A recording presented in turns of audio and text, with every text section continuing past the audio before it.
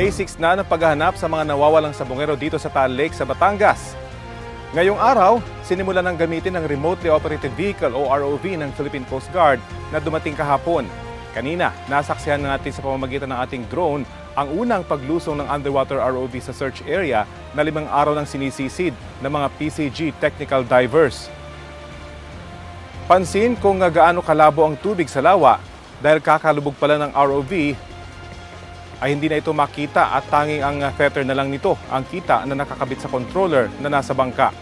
Initial na dive pa lang ito at inaasang ititest kung gaano ito kaepektibo dito sa lawa na maburak.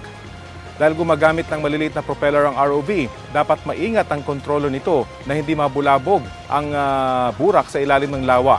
Ang ROV may maliit na clamp sa harapan nito na pwedeng mag-angat ng maliliit na bagay mula sa ilalim ng tubig.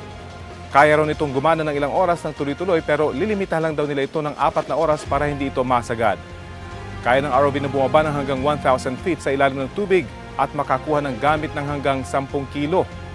Aantabayan na natin kung ano ang magiging resulta sa unang ROV operation ng PCG dito sa Taal Lake.